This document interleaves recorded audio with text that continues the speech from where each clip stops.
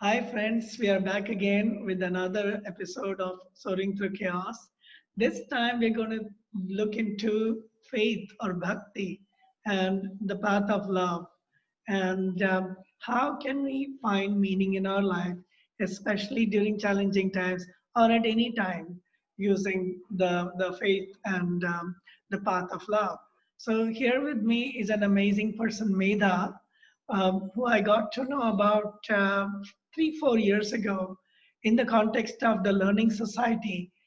There's a Learning Society and conference that goes on every year in India, and through that circle, I found Medha. Medha, आप tell us about yourself. आप अपने बारे में कुछ बताइए. How did you end up with the people from the Learning Society, and what brought you there? Anything you want to share? Thank you, Shankar. Thank you very much to giving me this opportunity to reflect on my life and my life journey and about another things also. Learning मुझे लगता है कि मैं अपने बारे में कहूँ तो still I am a traveller of life. जिंदगी की यात्रा चल रही है और मतलब हर एक पड़ाव पे एक अलग दृश्य आ रहा है, अलग जगह आ रही है और उस जगह में जो जगह है उसके साथ एक हो जाना, जो एक्सपीरियंस है उसके साथ एक हो जाना, यही सीख रही हूँ. एक लर्नर हूँ, जिंदगी के बारे में सीख रही हूँ. और लर्निंग सोसाइटी एंड कॉन्फ्रेंस मेरे हस्बैंड बहुत पहले से जा रहे थे और फिर उस पूरे सर्कल में मनीष के थ्रू परिचय हुआ और जाना हुआ. ये इस तरह से हम कनेक्ट हुए. पर अपने बारे में बहुत क्या कहा जा सकता है सिवाय ये कि कौन है, हु एम आई, ये इसकी एक तलाश जारी है. इसका एक मतलब ये क्वेस्ट लेके जिंदगी आगे बढ़ रही है. बहुत ही बढ़िया, बहुत ही बढ़िया. इनफैक्ट ये क्वेश्चन हुआ है मैं हजारों सालों से लोग पूछते आ रहे हैं, क्योंकि उसका जवाब कोई डिक्शनरी में, कोई बुक में नहीं दिया जा सकता, कोई बिल्कुल. एनसाइक्लोपीडिया में नहीं दिया जा सकता. तो आप इस तलाश में भक्ति की ओर कैसे आ गए? असल में अगर मैं चाइल्डहुड से देखूं तो एक लाइफ में मीनिंग की तलाश शुरू से. मैं कुछ इंसिडेंट्स आपके साथ शेयर करना चाहूंगी कि जब मैं 7th क्लास में थी तो हमारे स्कूल की तरफ से हमारे शहर का जो सदर अस्पताल होता है, सरकारी hospital, government hospital, we visited there and there I saw various ugly things there. कि एक कॉरिडोर में एक बना हुआ है जिसके बदन पे कपड़े नहीं है, वो मक्खियों से उसका पूरा बॉडी ढका हुआ है, लोग पेन में हैं. और वो पूरी घटना जो थी वो इतना इतना अगली था वो सब कुछ कि एज ए चाइल्ड उसने मुझे हिला के रख दिया. और उसके बाद मैं कई दिनों तक रोती रही. और उसके बाद कहीं ना कहीं मेरे अनकॉन्शियस में ये बात आई कि ये जो दुनिया है, इतनी अगलीनेस जो है, मुझे अपने हर काम से उस अगलीनेस को दूर करना है. और वहां से एक जर्नी शुरू हुई. उससे पहले से भी मैं कनेक्ट करूं, भक्ति के बारे में आप बात कर रहे हैं तो, कि मैं मेरे बचपन का early childhood I spend in village of north Bihar with my grandparents and with my parents. and वहाँ दादी के साथ रहना. और my father was very philanthropic person. तो हमारे गांव में हमारा घर जो था वो एक नाइट स्कूल भी था, वो एक डिस्पेंसरी, एक हॉस्पिटल भी था, फिर वो एक मतलब स्पिरिचुअल स्पेस भी था जहाँ तरह तरह की कहानियां सुनाई जाती थी. तो उन सब का, जैसे कि उन सब घटनाओं का, दादी के माइथोलॉजिकल स्टोरीज का, बहुत सारे भजन्स का, सॉन्ग्स का बहुत गहरा असर हुआ मेरे पर.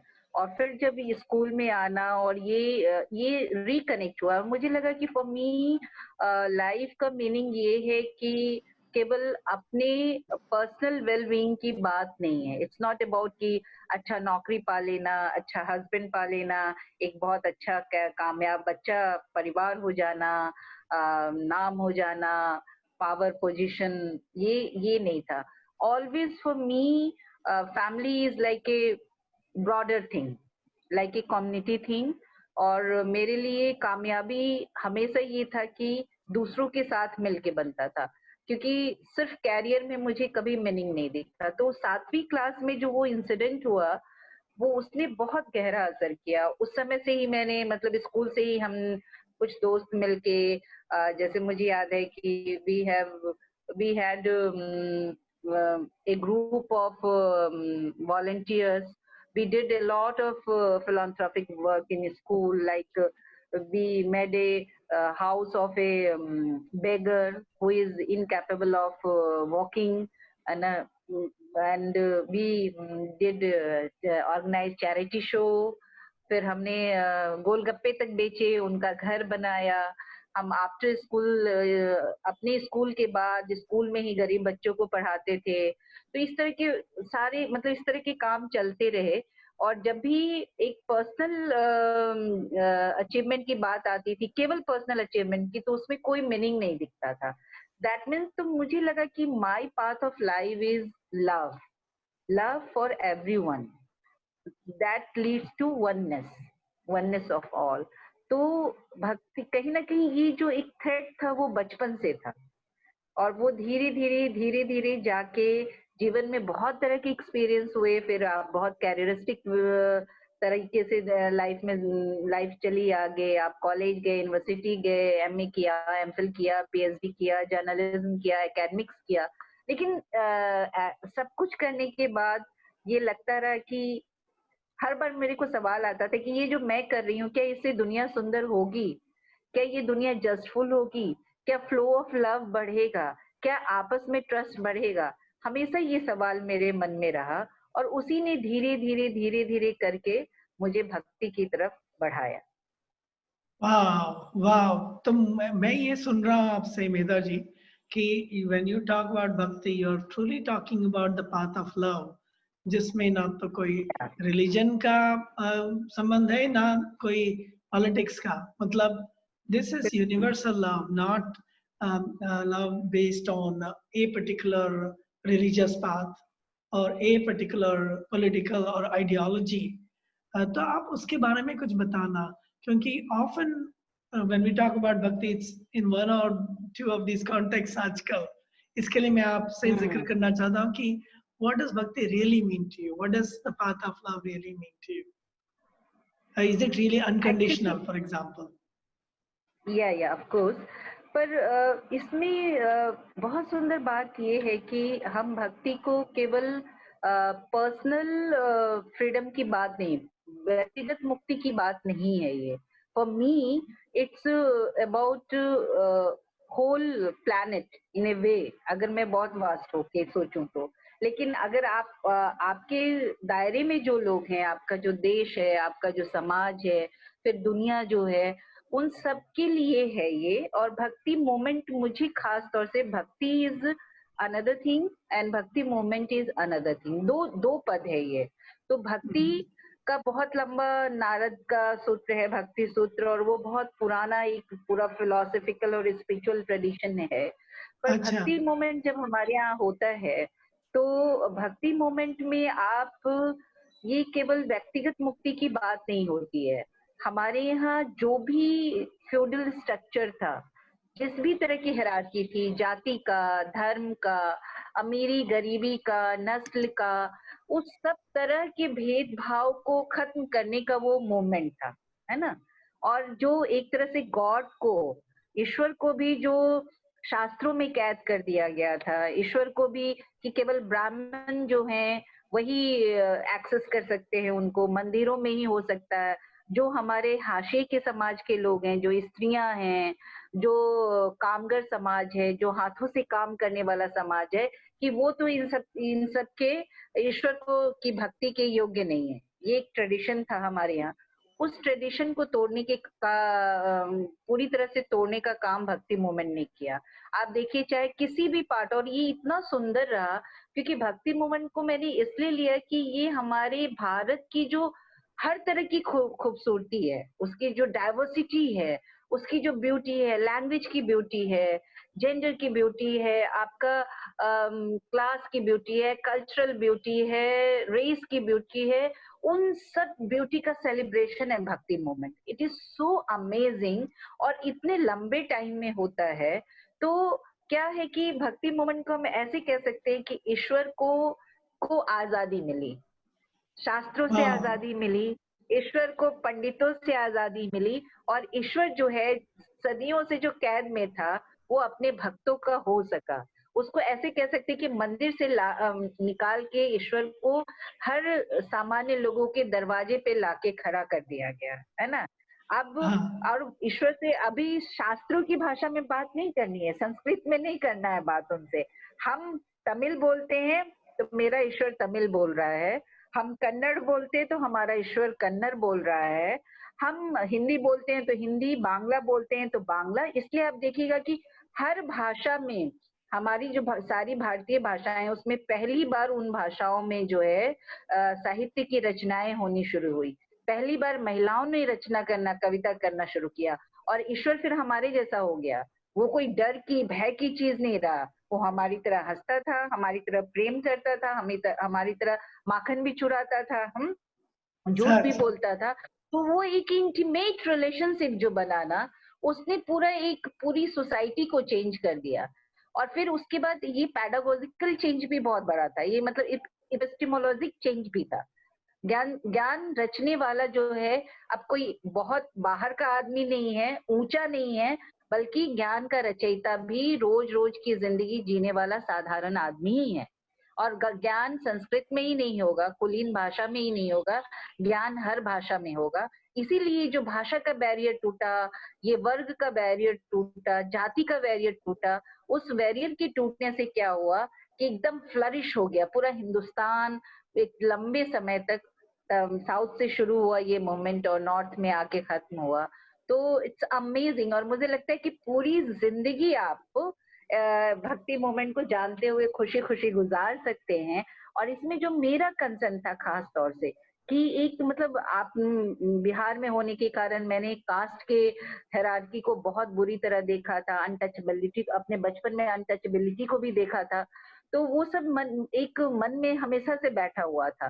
तो लगा कि ये जो हर तरह के डिफरेंसेस हैं, उनको हर हम्म, तरह के अन्याय हैं, उनको अगर हमारे देश के इतिहास में देखा जाए कि पूरी तरह एक साथ जो जो लड़ाई लड़ी गई हो, या एक साथ जो आंदोलन किया हो गया हो, और वो भी जो प्रोटेस्ट था, वो प्रोटेस्ट कोई मलाइन इंटेंशन से नहीं था, उसमें उस प्रोटेस्ट में अदरनेस का सेंस नहीं था। दैट इज सो ब्यूटीफुल ना, कि आप जिसका कबीर जिस मतलब अगर किसी को मुल्ला को डांट रहे हैं या पंडित को डांट रहे हैं, तो इसलिए नहीं कि वो अपना बड़प्पन दिखाना चाहते हैं या अपना कोई नया धर्म स्थापित करना चाहते हैं।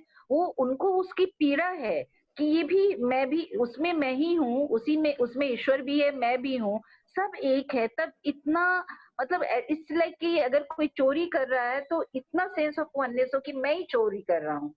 अगर कोई किसी को रेप कर रहा है तो जैसे कि आई एम द, मतलब मैं ही वो अपराधी हूँ।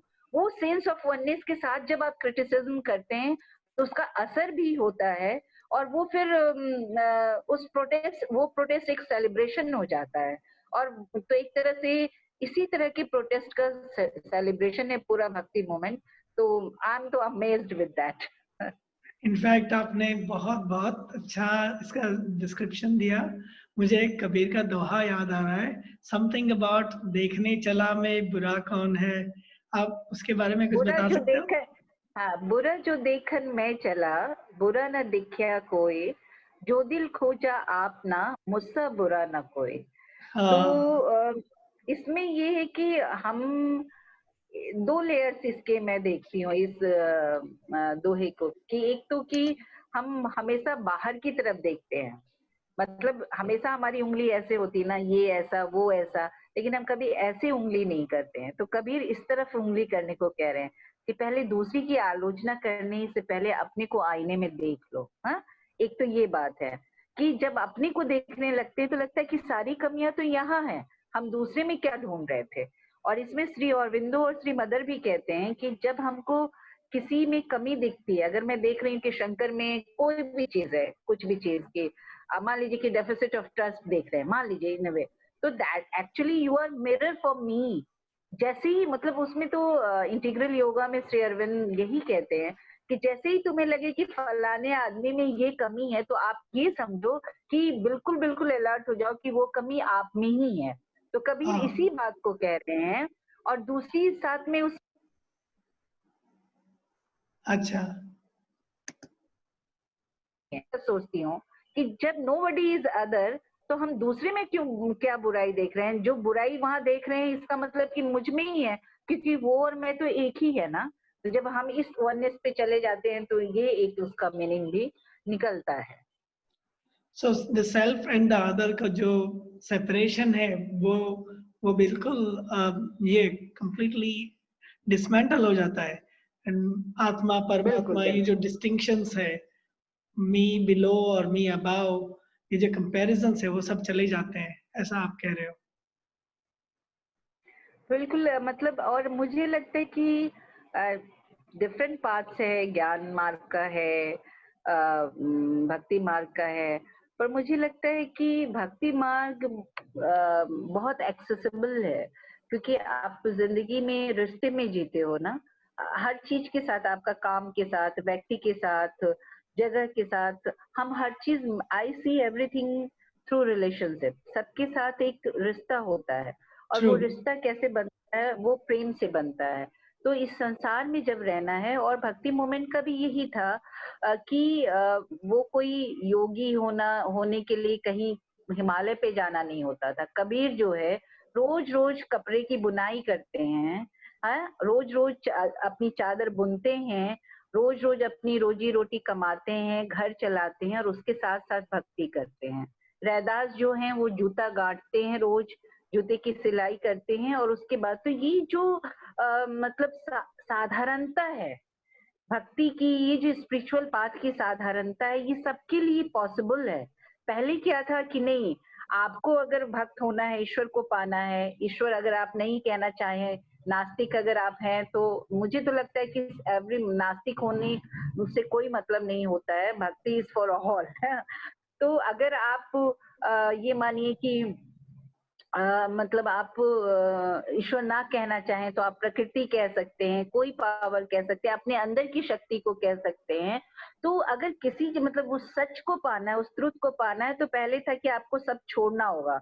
लेकिन छोड़ के पाना बहुत आसान है, लेकिन संसार में रोज रोज रह के हर क्षण में सजगता और सचेतनता ला के, अवेयरनेस ला के, और उसके बाद सच की ओर बढ़ना, this is the real journey. और भक्ति आपको ये सिखाता है। आपने बिल्कुल मतलब अच्छी बात बताई। एक जब हम सेक्युलर सर्कल्स में आते हैं जहाँ हर धर्म के लोग होते हैं and also people who don't believe in a particular faith, तब हम सेल्फ अवेयरनेस की बातें ज्यादा करते हैं। सेल्फ अवेयरनेस जो कि आत्मशक्ति है, and also self understanding, self acceptance, and then समर्पण, आत्मसमर्पण, basically letting go of this notion of a fix self कि मैं ये हूँ, मैं वो हूँ। जैसे आपने बिल्कुल बताया बिल्कुल। गोरा कुम्हार भी था, पॉटर, हैरी पॉटर बोल सकते हैं हम उसे, you know. So we have had our own Harry Potter in the form of Gora Kumbhar, who used to sing and chant when he was making his pots, and a lot of his बिल्कुल songs are about माटी के बारे में, कैसे मिट्टी में उसे भगवान दिखाई देता है, how he sees the divine through the dirt, बिल्कुल। through the mud that he is using hmm, to create these pots. एकदम अल्केमी है, मतलब एक टाइप की इसमें उसे बिल्कुल मिट्टी में भी बिल्कुल सोना बिल्कुल। दिखाई देता है, नहीं? ये एक तरह से पागल, इसको मतलब जैसे कि आमिर खुसरो का जो निजामुद्दीन औलिया के लिए था, या बुल्ले शाह का जो शाह इनायत के लिए था। तो ये जो पाथ ऑफ लव है ना, वो उसमें आप जब उस जैसे कबीर ने कहा कि प्रेम गली अति साकरी जामे दो न समाए, जब मैं था तब हरि नहीं, अब हरि है मैं नाही। अब हरि की जगह आप ईश्वर को रखना चाहें या अपने किसी प्रेमी जन को रखना चाहें, आप प्रकृति को रखना चाहें, किसी को भी रखना चाहें या हरि को ही रखना चाहें या सच को रखना चाहें, सत्य को रखना चाहें, किसी को भी आप रखते हैं, तो फिर वो आपको मैं को खत्म करना होगा। चाहे वो मतलब पाथ ऑफ लव क्या है? कंप्लीट कंप्लीटली अपने को खत्म कर देना, ज़ीरो कर देना, अपनी और उसका प्रोसेस क्या होगा कि पहले अपनी सारी आइडेंटिटीज को ड्रॉप करना। बहुत मुश्किल होता है अभी भी, जैसे मुझे बहुत स्ट्रगल होता है समटाइम, समडे आई थिंक कि वो मैं एज ए मतलब एकेडमिशियन क्या कर रही हूँ, अभी तक कुछ नहीं किया। समटाइम्स वी थिंक कि अच्छा एज ए मदर क्या किया, एज ए वाइफ क्या किया, एज ए पर्सन क्या किया, एज ए राइटर क्या किया। मतलब ये सवाल लगातार उठते रहते जब तक कि आप एक मकाम तक नहीं पहुंच जाएं। तो ईगो को बिल्कुल खत्म करने का सबसे सुंदर तरीका यही कि आप एक एक आइडेंटिटीज को ड्रॉप करें। जब भी आपके अंदर कोई आइडेंटिटी सर उठाए तो आपको कहना होगा कि no, I am not this. ये तो पूरा एक बहुत ही झोल का तरह का चीज है, एक मतलब बहुत छोटा हिस्सा है मेरे बीइंग का कि रियल में मैं कौन हूँ। ये तो आइडेंटिटीज ड्रॉप करना, फिर उसके बाद पूरी तरह से ईगोलेस हो जाना। और ईगो, शुरू में ईगो की जरूरत है क्योंकि जब तक आपके अंदर मैं नहीं होगा तो ये जर्नी ही नहीं स्टार्ट होगा। लेकिन धीरे धीरे इस ईगो को ड्रॉप करना बहुत जरूरी है। और प्रेम रास्ता जो है इतना सरल भी नहीं है जितना है, क्योंकि उसमें बहुत पीड़ा है। आप अनकंडीशनल लव की बात कर रहे थे, और बिना अनकंडीशनल हुए लव नहीं कर सकते। लेकिन जब इस संसार में आपको मूव करना होता है तो आपको बहुत साधना पड़ता है, अपने को बहुत पीड़ा से गुजरना पड़ता है, और वो बहुत मुश्किल है अपने को देखते रहना। और सबसे बड़ी बात ये है कि कबीर ने एक जगह कहा कि ये घर है प्रेम का, खाला का घर नाही, शीश भूई धरे तब घर आही। तो कहने का मतलब ये है कि ईगो के प्रोसेस से को ईगो लेस होने का प्रोसेस जो है वो बहुत मुश्किल रास्ता है, क्योंकि हर बार आप अपने को कसौटी पे रखते हो, आप एक तलवार की धार पे चलते हो, तो दूसरे से शिकायत तो आपको बहुत कम होती है, अपने आप से ज्यादा शिकायत होती है। और जिस दिन अपने आप से भी शिकायत खत्म हो जाती है, क्योंकि मैं हूं तभी तो मुझसे शिकायत है, कम से कम एक कुछ एक्सपेक्टेशन है कि you should be like that, you should be like that. तो वो जो है वो आपको फिर बहुत बेचैन और परेशान करता है कि, और फिर अब भक्ति वर्सिटी है, तो आपने जब भक्ति वर्सिटी के लिए भी अगर कोई लक्ष्य बना लिया है ना कि I have to achieve this, कि अच्छा इतने लोगों को भक्ति के बारे में बताना है या ये कर लेना है वो कर लेना है, तो ये फिर जो है वो उस प्योरिटी को है ना उसको खत्म कर देता है वो। तो एक फ्लो, नेचुरल फ्लो में चलते हुए प्रेम को पाना है ना, और प्रेम को पाना मतलब वही है कि जब आपको अदरनेस का बिल्कुल भाव नहीं रहेगा। बहुत मुश्किल है ये, लेकिन आप जैसे जैसे प्रेम के रास्ते पे चलते हैं, धीरे धीरे धीरे धीरे आपके हृदय का विस्तार होता है, आपका हृदय चक्र खुलने लगता है, और फिर उसके बाद आप एक तरह से कह सकते हैं कि उस मार्ग पे थोड़ा सा आगे बढ़े हैं, क्योंकि इसमें अनलर्निंग की बहुत जरूरत है। अनलर्निंग, कबीर एक जगह कहते हैं ना कि बुरा कबीरा खड़ा बाजार में लिए लुकाटी हाथ, जो घर जा रहा आप नाच सो चले हमारे साथ। तो मैं इस दोहे के बारे में जब भी सोचती हूँ तो पहले तो कबीर कहते हैं कि जो अपने घर को जला देगा वही मेरे साथ चल सकता है। तो ये घर का जलाना क्या है? घर का जलाना इज, अगर हम उसको मॉडर्न इडियम में कहें तो इट्स अनलर्निंग। ऐसा नहीं है कि आप पति को छोड़ दो, पत्नी को छोड़ दो, बच्चे को छोड़ दो, माता पिता को छोड़ दो। इट्स अबाउट कि जो पहले का रिश्ता है, जो संसार ने आपको एक तस्वीर दिखाई है ना कि पति को ऐसा होना चाहिए, पत्नी को ऐसा होना चाहिए, उससे अलग तरह से देखना, उसको अनलर्न करना, और फिर उसके बाद उससे एक नया रिश्ता स्थापित करना। और वो अनलर्निंग ही है जो कि पुराने को जला देना है और नया जन्म लेना है। और जो इस जलाने में, इस अनलर्निंग की प्रोसेस में हमारे साथ है, कबीर कहते हैं वो हमारे साथ चले, और फिर वो क्या है, वो फिर एक नया परिवार बन रहा है, एक नया समुदाय बन रहा है जो फिर वो प्रेम के मार्ग पे चलेगा। और कबीर हो या वहाँ आप कबीर की तरह बिल्कुल ही कन्नड़ में कनक दास जी हुए, पुरंदर दास जी हुए। हमारी सारी रेंज है महिला भक्तों का, जो कि मीरा से शुरू होता है, ललदेद हैं, अक्का महादेवी हैं, जनाबाई हैं, मुक्ताबाई हैं। तो ये सारी की सारी कहीं न कहीं इस पाथ ऑफ लव को ही फॉलो कर रहे थे, और पाथ ऑफ लव को फॉलो करते हुए वो पूरी तरह से कंप्लीट वननेस की तरफ बढ़े, जहाँ पे फिर कोई अदर ही नहीं रह जाता है। हाँ, इनफैक्ट आपने काफी इसका इतिहास भी पढ़ा है लगता है। यू सेड दैट द भक्ति movement in India started in the southern part of India. तो उसके बारे या में कुछ बता सकते हो आप?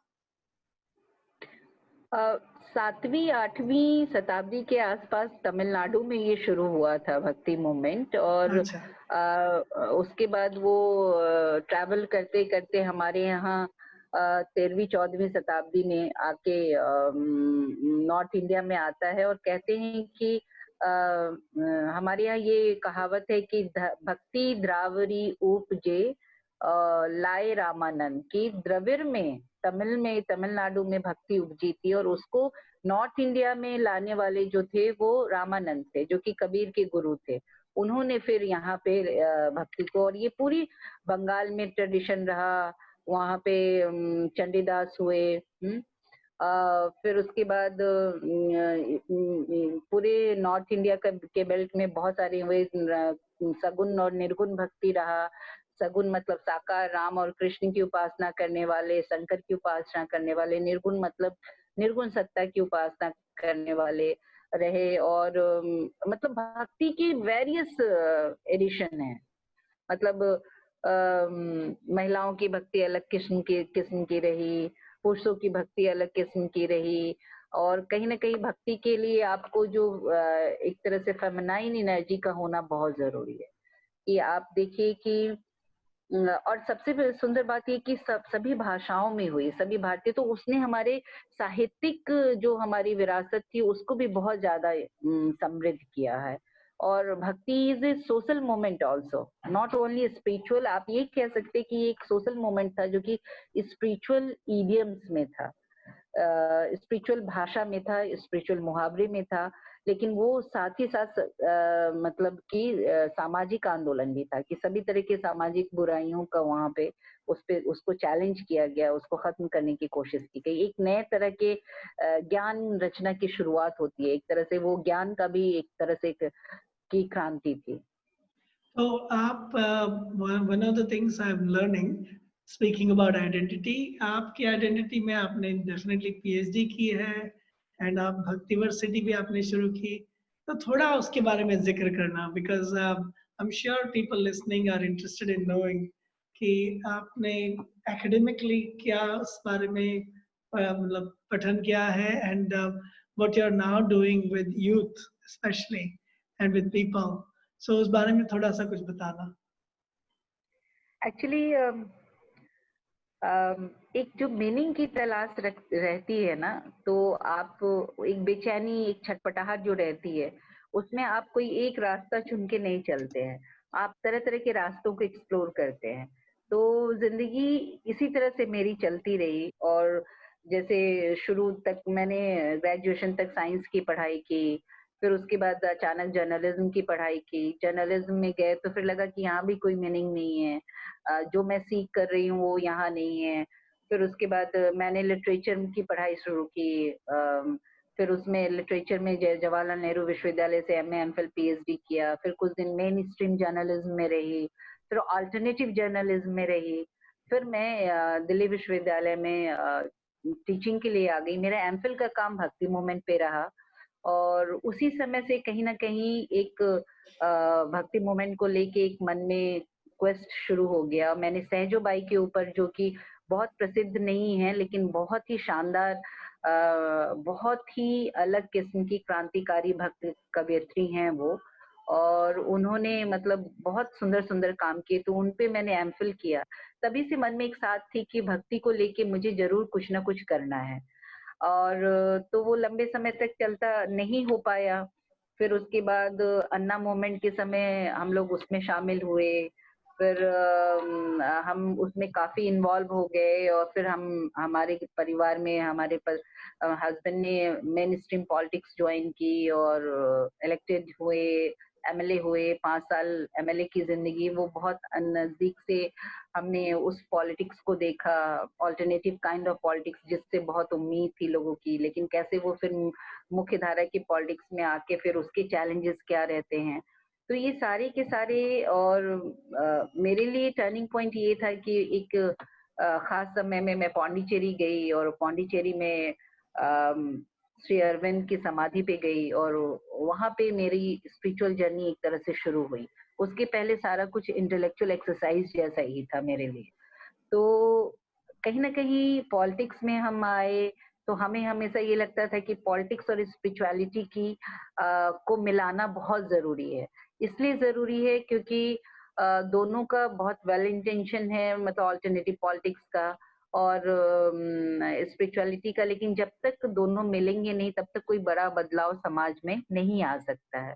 लेकिन मैंने ये उस पूरी प्रोसेस की जो कामयाबी और नाकामयाबी थी, उन सब ने मुझे ये बताया मेरे लिए ये लर्निंग रही कि कोई भी बड़ा बदलाव जब तक आप व्यक्ति पे काम नहीं करेंगे, जब तक मनुष्य पे बात नहीं होगी, तब तक ये नहीं हो सकता है कि आप मतलब कुछ बड़ा बदलाव ला सके, चाहे अपने भीतर या अपने बाहर। तो फिर इस कारण से क्या हुआ कि एक तरह से मेरा फिर से पूरे सामाजिक काम से और उस तरीके से एक तरह से कह सकते हैं कि मोह भंग तो नहीं, लेकिन मुझे लगा कि दिस इज नॉट मेरा रास्ता कुछ अलग होना चाहिए। और फिर उसके बाद मैंने भक्ति वर्सिटी की तरफ बढ़ना शुरू किया और कॉलेज में जब मैं पढ़ाती थी तो मुझे लगता था कि मैं बच्चों को जो टेक्स्ट पढ़ा रही हूँ, भक्ति मूवमेंट के भी बहुत सारे टेक्स्ट मैं पढ़ाती रही, तो मुझे ये लगता था कि ये टेक्स्ट पढ़ के क्या बच्चों के जो ज़िंदगी के यूथ की ज़िंदगी के जो मेजर सवाल हैं, उन्हें ज़िंदगी को सुंदर बनाने के लिए जिन चीज़ों की, जिन टूल्स की ज़रूरत है, क्या ये हमारे पाठ्यक्रम, ये हमारे सिलेबस, हमारी टेक्स्ट बुक, हमारी क्लास लेक्चर्स दे पाते हैं क्या? तो वो वहाँ पे मिसिंग रहा। हालाँकि जो भी अवेयर टीचर होता है, वो अपनी तरीके से कोशिश करता है सिस्टम के भीतर ही उसको लाने की। लेकिन उसके लिए उतना स्पेस नहीं बन पाता है। तो जैसे मैं बहुत कोशिश करती थी कि अगर आप अमीर खुसरो की कविता पढ़ रहे हो तो do you know the relationship between the अमीर खुसरो एंड निजामुद्दीन औलिया? वो भक्त और शिष्य का जो रिश्ता था, क्या उसकी इंटेंसिटी को आप समझ पा रहे हो? क्या वहाँ से हमारे लिए ज़िंदगी के लिए ये लर्निंग नहीं मिलती है कि एक रिलेशनशिप कैसा हो सकता है? क्या अनकंडीशनल लव कैसा हो सकता है? कैसे हम एक दूसरे को इनरिच कर सकते हैं, कैसे एक दूसरे के लिए कॉम्प्लीमेंट्री हो सकते हैं। अगर हम ये सब नहीं सीख पा रहे हैं, तो फिर हमको अमीर खुसरो पढ़ने का कोई बहुत ज़्यादा महत्व नहीं है। अगर हम मीरा को पढ़ते हुए हम प्रेम के बारे में नहीं समझ पा रहे हैं, स्त्री-पुरुष के संबंध के बारे में नहीं समझ पा रहे हैं, तो कैसे मतलब इनका क्या महत्व है, इनका रिलेवेंस क्या है? अगर हम कबीर को पढ़ते हुए बहुत सुंदर तरीके से अपने को नहीं खोज पा रहे हैं कि मेरी मेरी क्या क्वालिटी है, अपने ऊपर विश्वास नहीं पैदा कर पा रहे हैं, अपने ऊपर उंगली नहीं उठा पा रहे हैं, दूसरे गलत होने पे सवाल नहीं खड़ा कर पा रहे हैं, तो इन सब चीजों का कोई मतलब नहीं।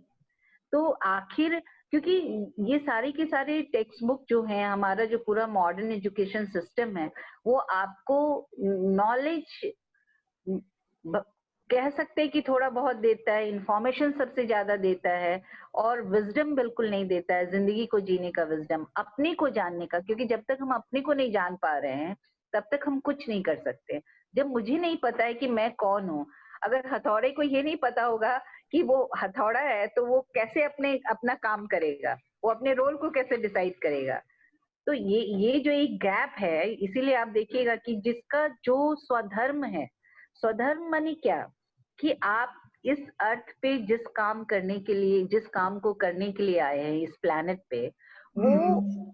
ढूँढ नहीं पा रहा है। अगर हमारा एजुकेशन सिस्टम, हमारी परवरिश हमें ये नहीं बता पा रहा है कि तुम्हारा स्वधर्म क्या है, तो मतलब हमको इंजीनियर नहीं बनना है, हमको बाँसुरी बजाना है, लेकिन हमको ये सिस्टम हमारा बताता है कि तुम इंजीनियर बनने के लिए पैदा हुए और इतनी बड़ी संख्या में सब इंजीनियर ही बनने के लिए पैदा हुए हैं। सब डॉक्टर्स ही बनने के लिए पैदा हुए हैं, सब मैनेजमेंट में जाने के लिए पैदा हुए। तो ये तो सवाल है ना, बहुत गहरा सवाल है।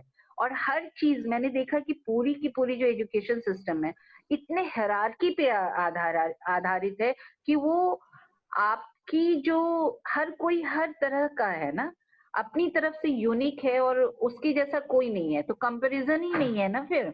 हम एक जैसे होंगे तो ना, मतलब एक आम छोटा है, एक आम बड़ा है, अमरूद और आम में कंपैरिजन तो नहीं हो सकता ना।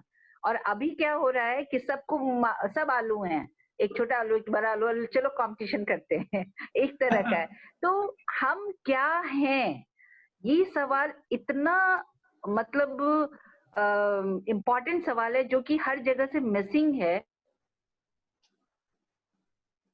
सच सच। है ना, वो यूनिकनेस है ना। मैं जो मेधा की जो स्ट्रेंथ है वो कितना भी कल्टीवेट करके शंकर की नहीं हो सकती। शंकर की जो स्ट्रेंथ है, उसका जो इनर कोर है, उसका जो मतलब विलक्षणता है, वो मुझ में नहीं। तो हम क्यों एक दूसरे की तरफ बनने की कोशिश करें, हम क्यों एक दूसरे से compete करें। मुझे लगता है कि दुनिया में दो ही चीज हो सकती है। एक तो हो सकता है ये कि हम एक दूसरे से प्यार करें, दूसरा ये हो सकता है कि हम एक दूसरे को कॉम्प्लीमेंट करें। ये दो रिलेशनशिप ही, और हम अगर ये हम सीख लेते हैं, अगर हम ये जान लेते हैं, तो बहुत सारे कॉन्फ्लिक्ट्स और बहुत सारी मुश्किलों से हम बच सकते हैं। ये सारी जो हमारी कंडीशनिंग है ना, वो हम सब चीजों को बर्बाद करती है। तो अनकंडीशनल होना और अपने को अनलर्न करना भक्ति के रास्ते पे बहुत जरूरी है। आप जो कह रहे हो it's so important, even specially now जबकि हम पैंडेमिक को डील कर रहे हैं। लोग, lot of people talk about a war against a microbe, corona, जबकि देयर आर अपने शरीर में कोटि कोटि माइक्रोब्स बैठे हुए हैं। इनफैक्ट इसी वक्त शंकर के शरीर में अगर एक डीएनए शंकर का होगा, ह्यूमन डीएनए होगा, तो 10 डीएनए के स्ट्रैंड्स माइक्रोब्स के होते हैं। तो हम किससे लड़ रहे हैं? तो ये जो लड़ाई है, ये जो एनिमोसिटी होती है कि we have to kill corona, वो तो नहीं हो सकता। In fact it is not even realistic कि हर चीज को हम किल करें। But understanding समझौता करना, to be able to understand the limitations posed by different constraints and to go beyond the limitations, इसमें बहुत, so ये जो पैंडेमिक हो रहा है, इसमें काफी लोगों को दर्द हो रहा है। There's a lot of anguish, there's a lot of anxiety, there's a lot of distrust even. There's too much of divisiveness. A lot of people have lost jobs. Many people are actually dying or are losing their health. So, आपका क्या ख्याल है? How can the learnings from the Bhakti movement as well as the idea of universal love, how can that promote camaraderie? How can that bring us together? How can that help us go beyond the pain and suffering that we are going through during these times? बहुत अच्छा आपने ये सवाल किया कि दो इसके मुझे दो लेयर्स दिखते हैं। एक तो ये कि हमें ये समझना भी बहुत जरूरी है कि ये कोरोना आया कहाँ से, है ना। तो कोरोना का आना, या फिर ये 100 साल पहले भी हुआ था, तो कोरोना ऐसा नहीं है कि प्रकृति का उसमें बहुत भूमिका हो सकती है, लेकिन मनुष्यों की भी तो भूमिका है। तो हमको ये तो समझना होगा कि हमने जो रोपा है वो ही काट रहे हैं। तो फिर बात वही जाती है कि हमको हमको कैसी दुनिया चाहिए, ये डिसाइड करना होगा हमको। हमको एक धार्मिक दुनिया चाहिए, हमको एक वैसी पॉलिटिकल दुनिया चाहिए जो कि आदमी और आदमी को बांट के, प्रकृति का बहुत अब्यूज करके, है ना, उससे बनाना है, जिसका जो मोटिव हो वो लालच लालच और लालच हो, वैसी दुनिया बनाना है। और या फिर हमको वैसी दुनिया बनाना है जिसमें कि लालच पे नहीं, जरूरत पे आधारित हो वो दुनिया। वो दुनिया प्रकृति के साथ एक बहुत ही सुंदर समरस रिश्ता के साथ हो। तो ये सारे सवाल अभी हमारे मन में और सबके मन में इस संसार में उठ रहे हैं। तो ये मुझे लगता है इस पे रिफ्लेक्ट करना, इस पे चिंतन करना बहुत ज़रूरी है और उसको बहुत पॉज़िटिव तरीके से करना चाहिए। और दूसरी बात ये कि हमने ये जो मान लिया है कि हमने एक सरकार चुनी, दुनिया भर में मैं कह रही हूँ, उस सरकार के हाथ में अपने सारे अधिकार दे दिए। तो ऐसा नहीं होना चाहिए। हमको उस एक तरह से उस तरह के दायरे से बाहर जाके सोचना चाहिए। हमको बिल्कुल आज तक जो नहीं सोचा उसको सोचना चाहिए। तो एक तो ये है। दूसरा ये कि जो सफरिंग वाला मामला है, बहुत डिस्ट्रस्ट का, फिर बहुत ज़्यादा अनसर्टेनिटी का मामला है कि जॉब्स जा रहे हैं, सब कुछ। तो इसमें बहुत कुछ रियल भी है, बहुत कुछ जैसे कि आप देखिए ना, बहुत कुछ क्रिएट किया भी हुआ है। अब पहले फेज में जब हमारे यहाँ लॉकडाउन था तो उसका फ़ियर बहुत अलग किस्म का था। अब जब इस आपने अब लॉकडाउन को थोड़ा-सा वो कर दिया तो ऐसा नहीं है कि संख्या नहीं बढ़ रही है, संख्या तो बढ़ रही है। लोगों को हो रहा है इन्फेक्शन, सब कुछ हो रहा है, लेकिन लोग थोड़ा-सा फ़ियरलेस होने लगे हैं। तो कहने का मतलब कि इस समय में हम जो कर सकते हैं, सबसे पहली बात ये कि हम अपने को फ़ियरलेस बना सकते हैं, अपनी फ़ियर को ख़त्म कर सकते हैं, क्योंकि हमारे पास जो होगा वही हम दे सकते हैं ना किसी को। उसके बाद फिर हम उस वाइब्रेशन को, उस कॉन्शसनेस को स्प्रेड करने की कोशिश करें। अब इस दिशा में क्योंकि बहुत बड़ा जो जिस भूमिका में बहुत लोगों ने, आप देखिए ना, ये यहाँ पे बहुत सारी नेगेटिव चीजें हैं तो बहुत पॉजिटिव चीजें भी हैं। तो हम पॉजिटिव चीजों के स्प्रेड करें कि जो रियल सिचुएशन है, वास्तविक स्थिति है, इतने बड़े तादाद में मजदूरों का मरना, मजदूरों का जाना, कोरोना से ज्यादा लोग तो मर गए पलायन करने में, यहाँ से वहां पैदल जाने में मर गए। बच्चियां सड़क पे मतलब डिलीवरी हो रही है। हाँ, और जिन मजदूरों के जरिए पूरी देश दुनिया सुंदर बन रही है, उन मजदूरों को आपने ऐसे गाजर मूली की तरह छोड़ दिया सड़ने के लिए, सड़क पे वो मतलब हताहत हो रहे हैं। तो ये तो रियल स्थिति है। तो इसमें भी बहुत सारे लोगों ने बहुत काम किया, बहुत फिलैंथ्रोपिक काम किया, और ऐसा नहीं कि पैसे वाले ही केवल कर रहे हैं।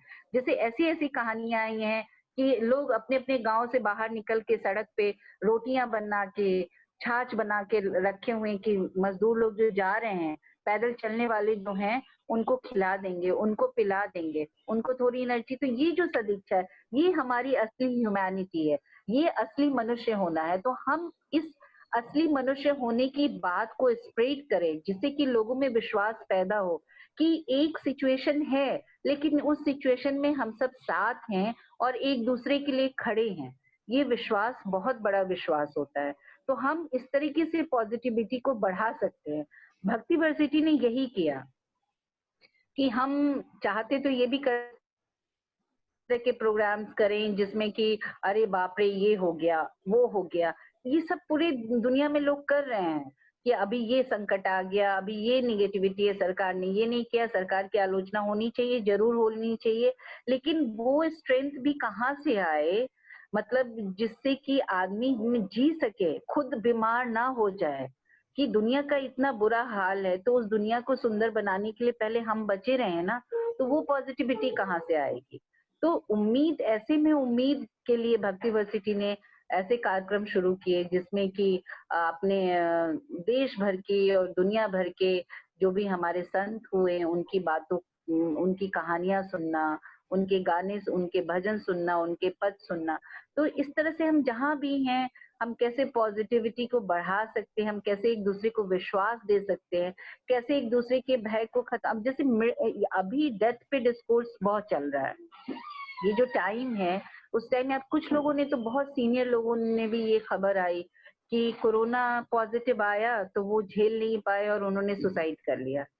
माय तो गॉड। ये, हाँ, तो ये कोरोना पॉजिटिव आने के बाद हो सकता था कि वो उससे मतलब निकल जाते, वो ठीक हो जाते, लेकिन उनके अंदर इतना ज़्यादा व्यवस्था ने फ़ियर, भय डाल दिया था कि उनको लगा कि अगर हम कोरोना के जो दुःख झेलने हैं, उससे अच्छा है कि मैं सुसाइड कर लूं, क्योंकि शुरू में तो ये सारी बातें हुई ना कि जिस तरीके से मतलब लोगों को स्वास्थ्य लाभ नहीं, स्वास्थ्य की जरूरतें नहीं जिन पूरी की गई, ऑक्सीजन नहीं मिला, समय पे इलाज नहीं मिला, तो बहुत ही बुरे हालात में मृत्यु हुई, जिसमें कि अपने लोगों को लाशें तक नहीं मिली। तो ये सारी कहानियां तो थी, लेकिन इन कहानियों से क्या मतलब, इन कहानियों को स्प्रेड करने से जहाँ पे जरूरत है स्प्रेड करके कोई लाभ हो, आप सरकार पे दबाव बनाएं, ये एक बात है, लेकिन एक आम लोगों में एक भय फैलाना और उस भय के चलते लोगों का जीने का साहस ही खत्म हो जाना, ये तो बहुत ही, क्योंकि डेथ तो है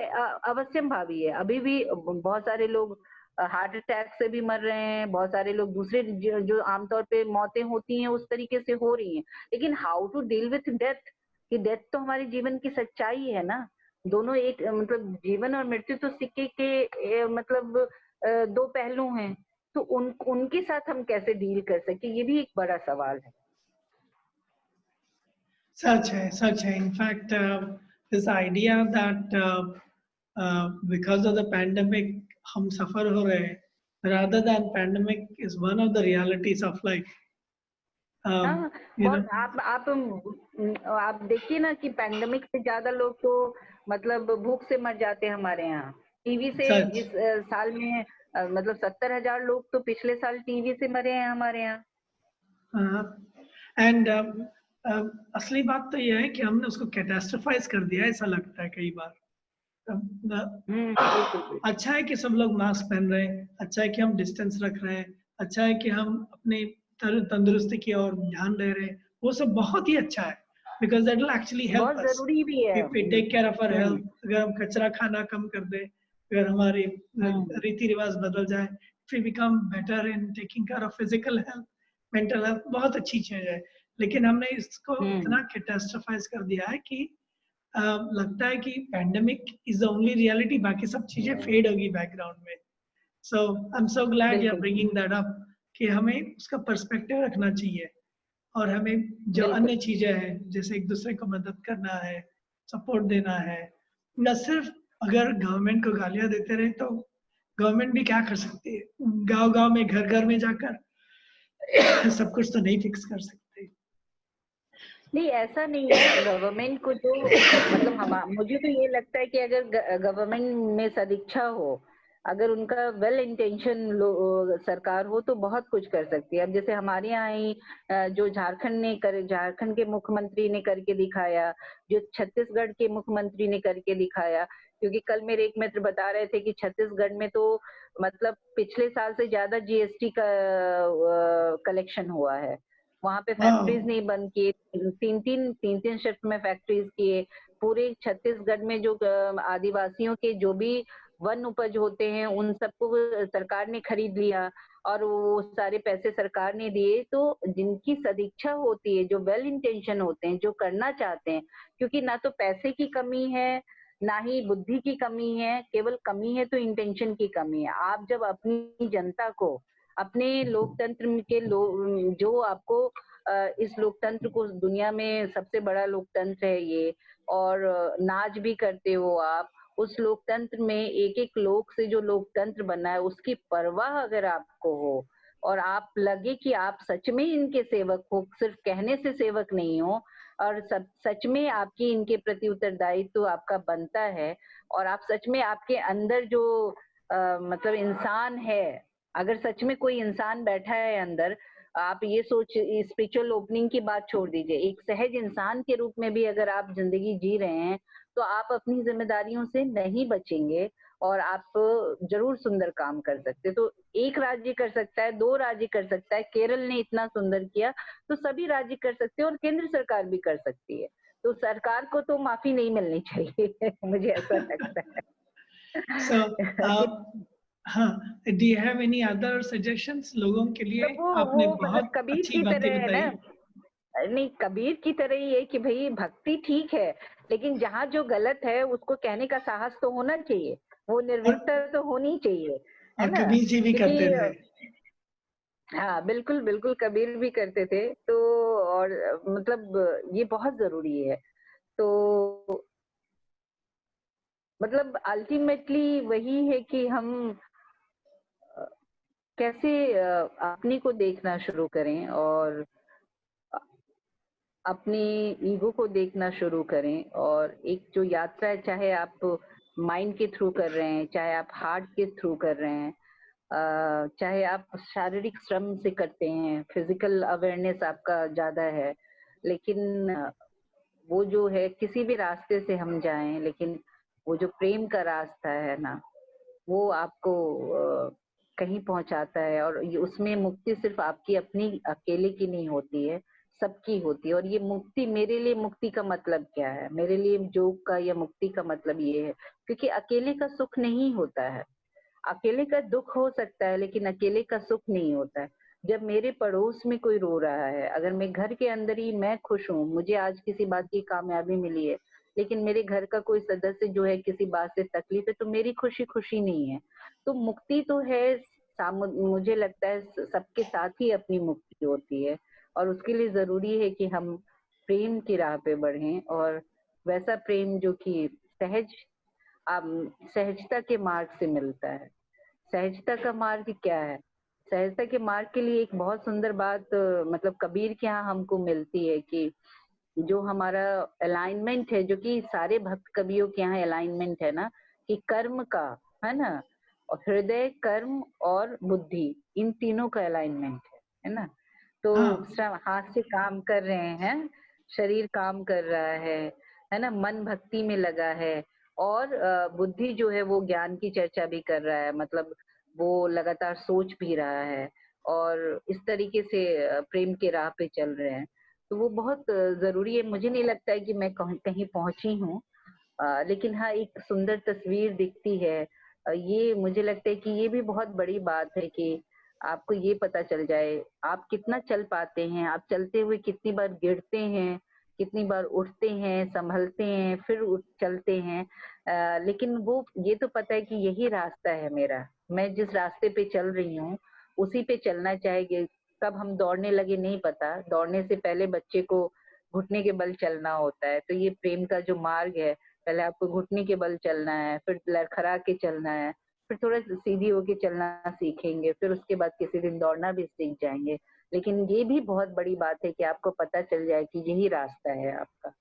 तो भक्ति वर्सिटी के थ्रू मैंने ये जाना है, ये एक तरह से अपने को इतना इवॉल्व किया है कि मुझे ये पता चल गया कि भक्ति यानी कि लव फॉर ऑल, और अनकंडीशनल लव फॉर ऑल, यही रास्ता है। Great, great. तो मैं आपसे अर्ज करूंगा कि please give me the links to Bhakti university, and अगर आप कोई आपको डायरेक्टली अप्रोच करना चाहे तो आपका बेस्ट जो ये सोशल मीडिया या कोई प्रोफाइल हो तो वो बताना, so that people can directly talk to you. मैं I included along with this video, ठीक है ना? बिल्कुल, बिल्कुल।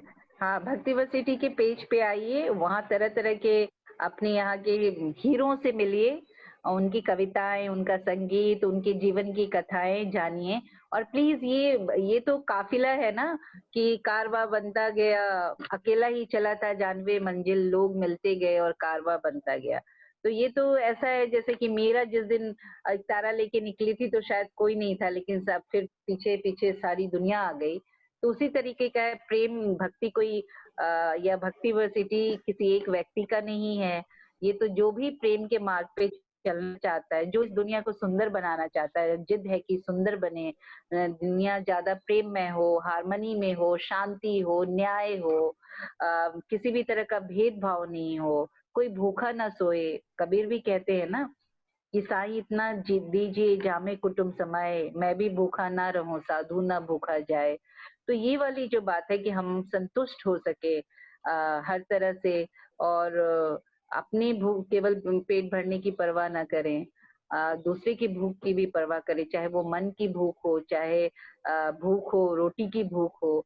तो उन सब की एक सुंदर दुनिया की तरफ, सत्यम शिवम सुंदरम वाली दुनिया की तरफ, वसुधैव कुटुंबकम वाली दुनिया की तरफ चलने का एक छोटा-सा प्रयास है भक्ति वर्सिटी। तो ज़रूर उस पेज पे आएँ, और आप सबका है ये भक्ति वर्सिटी, जैसे भी कंट्रीब्यूट कर सकते हैं, हम मिल के प्रेम के गीत गाएँ, प्रेम की सजगता को फैलाएँ, और ऐसा एक दिन हम सब में वो मदिरा आ जाए, वो नशा आ जाए कि कोई भी दूसरा ना रहे।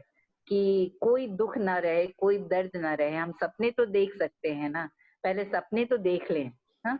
तो किसी दिन हाँ, हो, मतलब एक हमारे यहाँ कहा जाता है कि किसी बंदर ने कभी नहीं सोचा होगा कि वो ओडिसी भी कर सकता है, लेकिन आज हम ओडिसी करते हैं ना, आज हम भरतनाट्यम करते हैं। तो हो सकता है कि मेरे सपने वैसे ही लग रहे हों अभी, क्या ये कैसे हो सकता है पॉसिबल इस दुनिया में? लेकिन मुझे लगता है कि आज मैं सपने देखूंगी तो 100 साल बाद, 500 साल बाद, 1000 साल बाद हम एक ऐसे सुपर ह्यूमन के रूप में होंगे जिसके अंदर केवल पॉजिटिव एनर्जी होगी, जिसके अंदर केवल प्रेम का भाव होगा और सारे भाव, नेगेटिव भाव सारे मिट चुके होंगे। और भक्ति में सबसे ज्यादा कॉमन तरीका होता है गाने। आप कोई गाना गाना चाहते हैं before we get done with the session? मैं मतलब बहुत गाने का बहुत शुरू से बहुत शौक रहा है, लेकिन बहुत सुनती हूँ पर गाती बहुत खराब हूँ। लेकिन जब मैंने उस बात को इस तरह से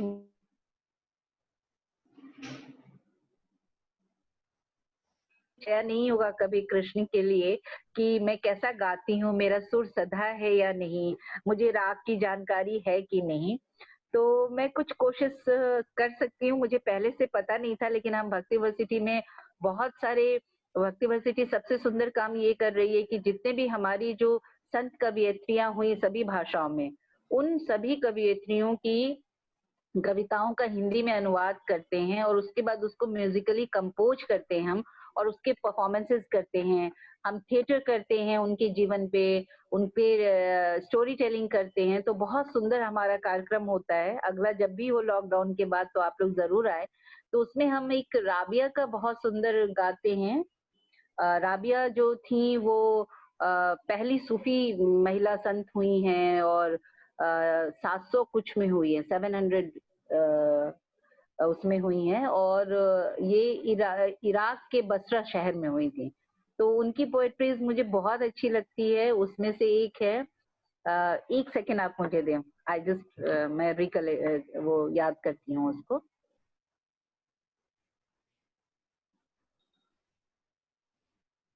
दो लाइन सुनाती हूँ। मतलब भक्ति का जो भाव है ना, वो जो ग्लिम्सेस आपको मिलते हैं, वो चाहे आपको किसी ट्री के थ्रू मिल जाए, कभी कोई व्यक्ति आ जाए, कभी कोई बच्चा मुस्कुरा दे, तो वो मतलब छोटे छोटे फ्रैक्शंस में तो आपको वो उसका जो डिवाइन कहें या हम वो जो सुपर पावर कह दें, नेचर कह दें, वो जो पूरी दुनिया को चलाने वाली शक्ति जो है, उसके ग्लिम्सेस मिलते हैं। उसमें आपको आप मतलब ब्लिस में जाते हैं।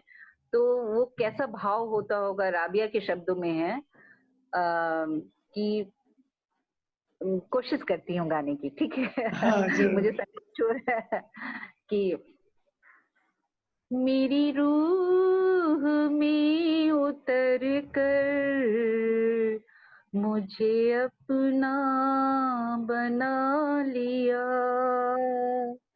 मेरी रूह में उतर कर मुझे अपना बना लिया, एक तुम ही हो रहबर, एक तुम ही हो रहबर, जिसमें सब समा गया, मेरी रूह में उतर कर मुझे अपना बना लिया। तो सब माध्यम है उसी से कनेक्ट होने का, कोई भी है, हर वाह, इंसिडेंट, व्यक्ति, फूल, पौधे, सब चीज जो है, किताबें, कविताएं, सब आपको उसी से कनेक्ट करता है। Thank you very much great, for great. Such and a जितने भी लोग देख रहे लवली हैं, topic. If they are interested, बहुत सारी चीजें जो भक्ति यूनिवर्सिटी के हैं, they are available online. And आजकल आप ऑनलाइन प्रोग्राम्स भी बहुत कर रहे हो ड्यूरिंग द जी, पेंडेमिक। So या definitely we will share the link, and please feel free. अगर कोई सवाल हो, you can directly ask Medha ji. And if there is बिल्कुल, a lot of interest, we can always do a follow-up session. या मुझे तो sure बहुत खुशी होती है because I started off with ज्ञान, बहुत ही ज्यादा ज्ञान पे एम्फेसिस था, लेकिन काफी टाइम के बाद अक्ल आ गई कि सर्विस एंड डिवोशन Yeah. बहुत जरूरी है। कि नॉट, जैसे आपने बताया, सिर्फ बुद्धि से नहीं काम चलेगा, बुद्धि, दिल और हाथ पैर साथ में आना पड़ता है। सो आई एम सो ग्रेटफुल, आपने इतने शॉर्ट टाइम में ये सब बताया in a very nice way. And yeah, we'll be in touch. So Yeah, sure. Thank you very much. thank you very बहुत much, and अच्छा thank लगा you to मुझे भी बात everybody who करके. joined us. Thank Salam, you. namaste.